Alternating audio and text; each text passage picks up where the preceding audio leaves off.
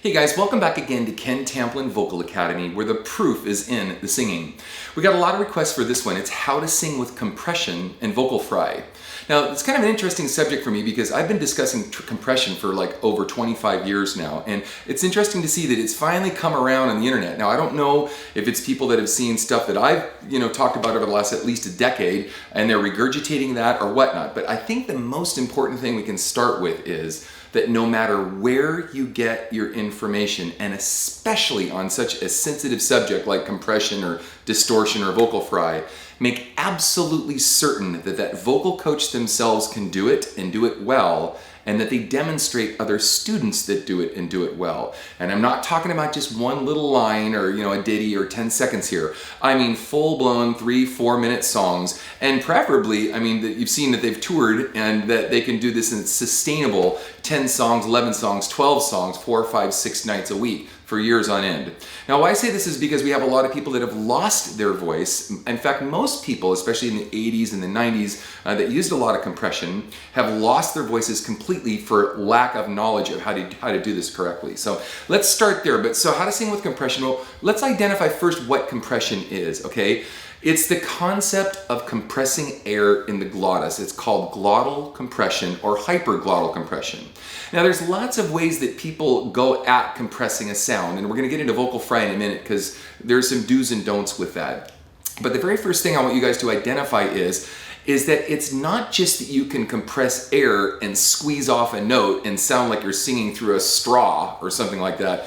You actually want to be able to take this idea of holding back the air and compressing that air, because the overuse of air is the kiss of death to your vocal folds. It's like taking a flamethrower of air to your vocal folds, dries them out pretty quickly, then they become swollen, then you lose good cord closure, and when that happens, then all of a sudden you start ramming more air just to get phonation or sound, and it becomes this vicious cycle that repeats itself where you find yourself going hoarse after 3, 4, maybe 5 songs. Especially depending on how heavy you sing, this becomes exponential, depending again on how much distortion or how much compression you want to use. But let's discuss what compression is. So compression is the idea that we hold our breath like I'm doing right now. Now, you probably don't realize I'm doing this, but I'm holding my breath and I'm talking to you at the same time. Now, if you're really acute and keen, you can really hear that it's not like when I'm talking to you like this and expunging a bunch of air. I'm actually holding my breath back and doing this. So you start on that premise, but it's far from the only thing we do, and let me explain why. By the way, I have a singing course. It's called How to Sing Better Than Anyone Else, and I cover all of this thoroughly in my singing course. It's not something I can cover all right here in one quick tutorial, but at least you'll get a flavor for what I'm talking about, so that if you do decide to take your studies further, it will really help you understand why this is important. Now, so we have this concept of cutting back the air, and it's not just that we can control or stop the air itself. It's that we've worked in good open throat technique, or the idea of keeping the throat open, the tongue drop, the throat open, that we don't literally gag on our vowels or start to sound like we're heaving up our vowels, or like I said, singing through some tiny little straw where we're pinching and squeezing and choking off the notes.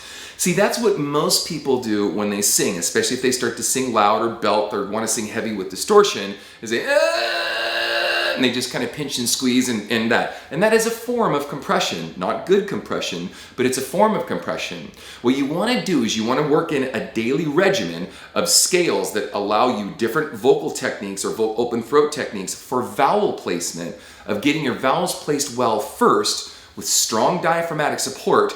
And then once those vowels are placed, you can gently start to lean into a sound, or kind of pushing into it a little bit to start to develop this compression. Well, this is also important too, because we don't want to go straight from a clean sound to a distorted sound. We're going to really hurt ourselves. And this is kind of crazy, guys, because like I said, I can't express this enough. Be careful where you get your information from on this subject. People can parrot things, they can read something on the internet, they can see someone else's video and try to regurgitate that. If they can't really do it effectively themselves and don't have other students doing it, run like your hair's on fire, because this subject, it's an extreme sport, especially if you take it to its distorted components of it. And if you do this extreme sport and you light your hair on fire and no one can tell you how to put it out, you could really seriously damage your voice. Now, even in cases like Adele, she uses a form of compression, and she's going through 2 surgeries now. The first one she's had a while ago, and now she's going through a second. Of course, I know she smokes a lot, I know she drinks and some other things like that that contribute to that. But also, though, it's just from singing incorrectly. And we've seen a lot of surgeries lately as a result of this. So let's get back to compression. So we want to have really strong diaphragmatic support. Again, I can't stress this enough. If you haven't seen my video on that, check it out. Again, it's in my singing course, an hugely expanded version of that. But what we want to do is, like I said, we want to learn to hold back the air, kind of like we're talking underwater. Hey man, how's it going? Pretty good. What are you doing? Not bad. All right, cool, right? But we don't want to end it there because we don't, like as in the case of vocal fry, where people go, congratulations, all you did was choke off the chord, okay? Now I'm not dissing vocal fry, but I want to emphasize this. Now, that might be okay to understand the process of starting or initiating wanting vocal distortion, and you start with fry to kind of get the feeling in the throat, to hear how it sounds or whatever, and then you get away from that sound and you open up the sound. I want to give you an example of this really quickly because I think this might help you. One of my students, Gabriela Gunčíková, came to me many years ago. She was in a band called Maryland, and she did a Nazareth song. She was a wonderfully talented person on her own. However, Gabby will be the first to admit that when she came to me, she was losing her voice every single night and only able to sing about 3 or 4 songs. So I want to play this Nazareth clip for you right now. Check this out. No scars, no wound, and marks, any hurt, no time, oh strong, enough to take a lot of pain, take a lot of pain. Love is like a glove, holds a lot of from pain. SBS Radio in Hello. Australia. Can you tell us a little about the influence of Ken Tamplin on your music? And Have my range and my technique, it would just work. I would losing my voice, and that time I had problems with that. I would sing for an hour and I would lose my voice. This is something that's not happening anymore because I'm trained. And for rock singers especially, it's very easy to lose the voice when you scream and you use so much of distortion. Okay, if you see, you'd say, the average person would say, wow, man, that was cool. Ken, what are you talking about? I love that distortion. Well, if you get a chance and you go through all the videos that I've done with Gabby and you see how much I've opened up her voice to maintain wonderful distorted sounds, wonderful compressed sounds, but the roaring lion of openness, number 1, the ability to control the air, number 2, and the range that she was able to get from not closing or clamping or crimping down, like I said, singing through a straw, closing down and choking off the chords. All of a sudden, she has range that she never imagined she could have. They say, hey, if you wanna play, you gotta shake it to make it. Ain't no other way but to love it and leave it down. You best believe it. They sell your soul, shove it right into the fire. Never tell you it's my way or the highway. So I am.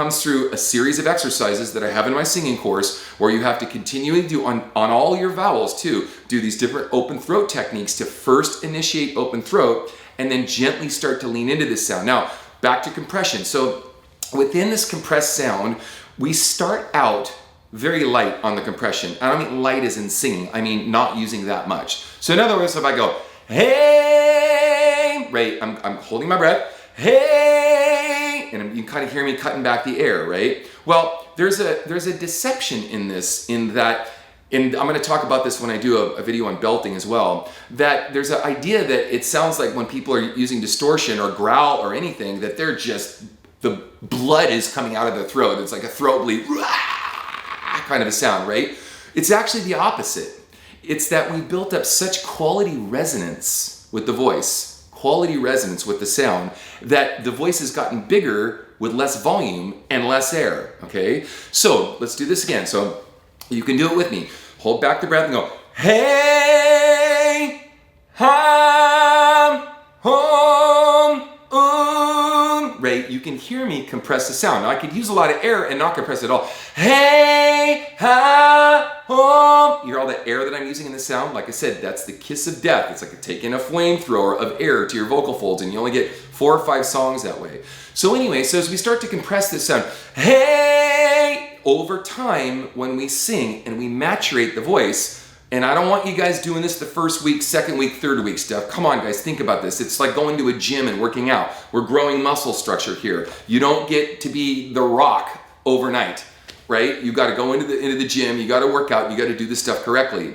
So you hey, and then you can kind of lean into it a little bit more. Hey, hey, hey. Now, the genius of compression is that it develops a beautiful tone, kind of that whiskey kind of sound that happens around a voice of a singer that's been singing a long time. You say, man, I love that guy's tone. He just has that smoky, woodsy, lightly gritty, distorted sound. I want that sound. It comes from doing this way correctly, right? Now you could end up, like a Bruce Springsteen, born in the USA, I would, have this like overly distorted, really unidentifiable, not sexy, beautiful, just kind of powerful middle America kind of sound. That's one way to approach it. Or you could have a lot of versatility in the sound with different layers and shades of this compression, like I've demonstrated over and over and over again in many of my videos, where you can use certain amounts as much as you want. You could be clean on the sound, you could be a little dirty on the sound,